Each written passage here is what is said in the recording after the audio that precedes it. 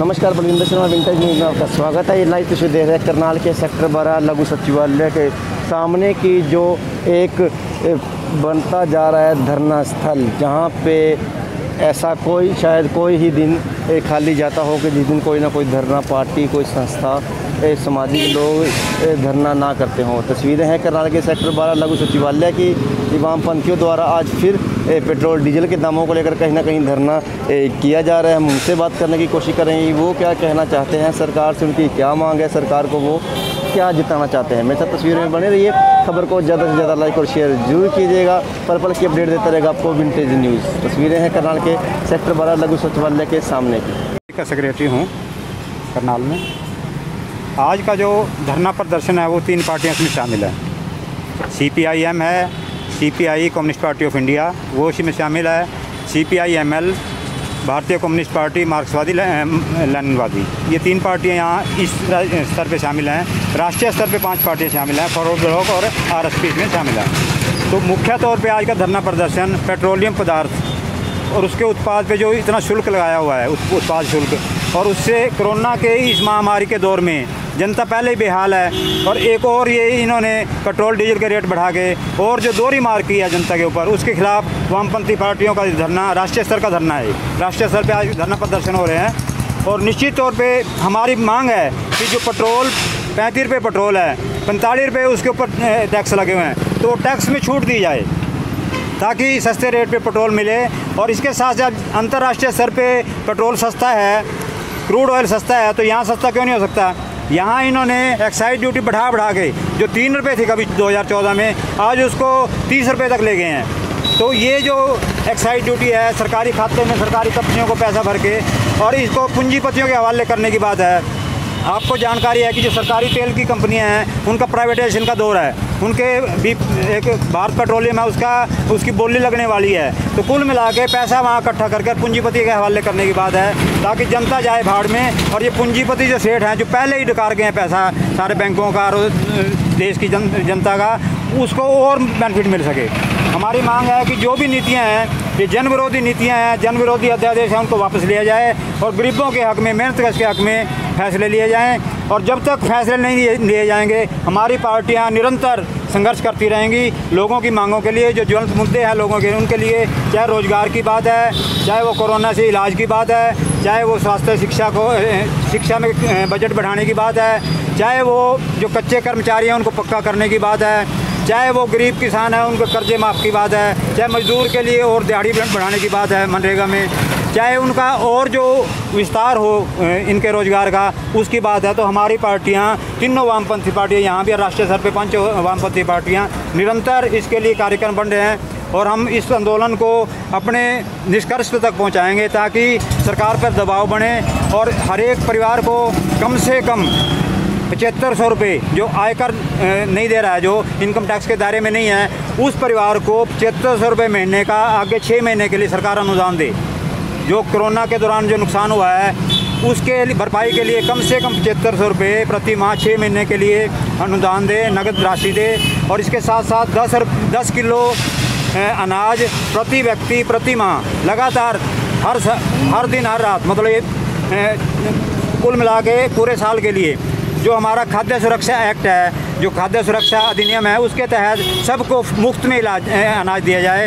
ये एक निरंतर प्रक्रिया हो और अनाज ही नहीं बल्कि जो और ज़रूरी सामान की वस्तुएं हैं वो भी सस्ते रेट पे वहाँ उपलब्ध कराई जाएँ। तो मोटे तौर पे आज का धरना हमारा ये पेट्रोलियम पदार्थों की जो मूल्य वृद्धि, महंगाई के खिलाफ और कोरोना के दौरान जो लोगों के ऊपर मार है, कोरोना का जो मैनेजमेंट जो सरकार जो है कर रही है, ये केरला का मॉडल नहीं देख रहे हैं। केरला में कंट्रोल में किया उन्होंने, चीन के अंदर कंट्रोल में हुआ है, वियतनाम के अंदर कंट्रोल में हुआ है। तो ये एग्जाम्पल लेके अमेरिका का, जर्मनी का, ये पूंजीपतियों के जो उनके फार्मास्यूटिकल्स हैं, वैक्सीन बना दो, वैक्सीन के हिसाब से पैसे निकलाएंगे, उसके बाद दवाइयों के हिसाब से उसकी मतलब कीमती दवाइयाँ होंगी, इलाज करेंगे, उसकी तरफ जा रहे हैं ना कि इसके बचाव की तरफ कैसे बचाव हो सकता है। तो हमारी ये मांग है कि जो सार्वजनिक स्वास्थ्य का क्षेत्र है, सरकारी ढांचा है, अस्पताल हैं, उनको और मजबूत किया जाए, वहाँ बजट बढ़ाया जाए और ये जो बीमारी ना फैले, मतलब कुछ ऐसी हैं कि बीमारी ना फैले, उससे पहले जन स्वास्थ्य है कि जो काम होते हैं सफाई का है या वैक्सीनेशन का काम है या लोगों को जागरूक करने का काम है, उस पर बजट बढ़ा के ऐसा माहौल बनाया जाए कि बीमारी आए ही ना। तो ये मोटे तौर पे हमारी मांग है। ये धरना चलेगा, प्रधानमंत्री को हम ज्ञापन देंगे। तो धरना आपका कितने समय के लिए? हमारा 2 बजे तक धरना चलेगा। सुबह 11 बजे शुरू किया था हमने, और क्योंकि जिस तरह का दौर है इसमें बचाव करते हुए, कोरोना से बचाव करते हुए हमारा ये है कि 5-4 लोग हमारे जो साथी डेपुटेशन होगा वो ज्ञापन दे आएंगे। और इसके बाद हमारा काम जो हमारे जहाँ यूनिट है जो स्थानीय स्तर पे, वहाँ ये निरंतरता में इस तरह का एजिटेशन, इस तरह की बातचीत ये जारी रहेगी।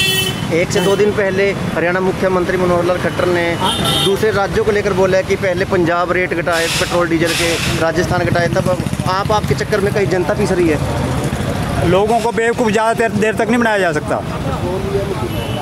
आप ये देखो कि वो नहीं कर रहे हैं, हम नहीं कर रहे, वो कर रहे हैं तो हम कर रहे हैं, इसका क्या मतलब है? केंद्र में मोदी सरकार है, अध्यादेश जो लागू हुआ है महामारी का अध्यादेश, सेंट्रल गवर्नमेंट का सारा काम है इसमें, इसके अलावा किसी का नहीं है। तो वो चेक करें उनको, वो खुद भी कर रहे हैं और उनको भी चेक करें भी आप ऐसे क्यों कर रहे हो।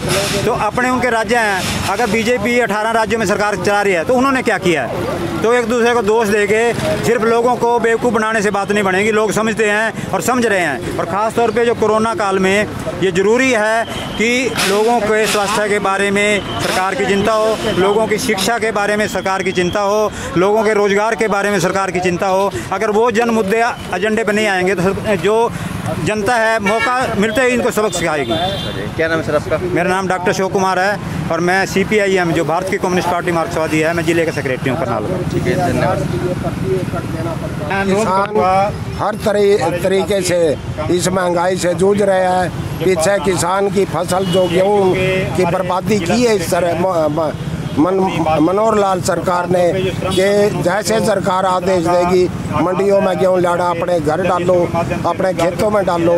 पहले वहाँ खेतों में, घरों में लोगों के अनाज पड़े, फिर वह मंडी में बुलाए, उसके बाद बारिश होगी। और बारिश होने के मंत्री तो कह रहे हैं कि किसान का पिछले हफ्ते, अब 5-7 दिन पहले मनोहर लाल सरकार का ऐलान है ये तो, और प्रधानमंत्री का ऐलान है।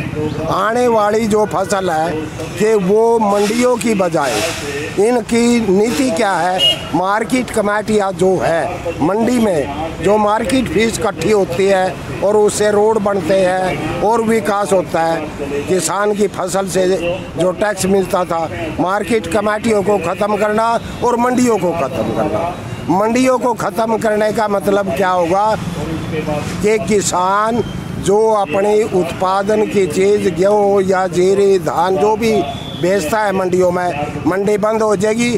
उसके खेत से कहते हैं कि जितना ज़रूरत होगी वो खेत में तो ले जाएगा, वरना किसान को खुली छूट दे दी कि वो अपनी 20 किलो अगर क्विंटल उसने धान बेचनी है, चाहे कलकत्ता जाके बेचो चाहे दिल्ली जाके बेचो।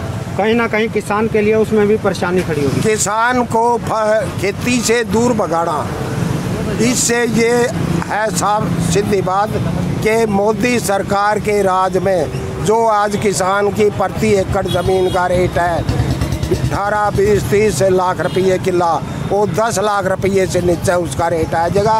और किसान जो है अपनी इस ज़मीन को बेच कर पूंजीपति, बड़े सरमाएदार लोग या फिर बहुराष्ट्रीय कंपनियों के पास या ज़मीन, इस 4 साल 5 साल के अरसे में मोदी चाहता है कि किसानों का सारी ज़मीन खोज कर बड़े बड़े हाउस बनवा दिया, फार्म हाउस, और वहाँ किसान मजदूरी करें। कहीं ना कहीं तस्वीर में देखते हैं किस तरह से वामपंथी पार्टियों का जो धरना है यहाँ पे किया गया है। सेक्टर 12 लघु सचिवालय के सामने तस्वीरें हैं। उन्होंने किस तरह से जो अपने स्लोगन है, महंगाई पर रोक लगाओ, लुटेरी सरकार को दूर भगाओ, किस तरह से अपने अलग अलग तरह के इन्होंने स्लोगन है। तस्वीरें हैं करनाल के सेक्टर 12 लघु सचिवालय के सामने की। मैं सब तस्वीरों में बने रहिए, पल पल के तक को विंटेज न्यूज़ खबर को ज़्यादा से ज़्यादा लाइक शेयर और शेयर जरूर कीजिए। धन्यवाद।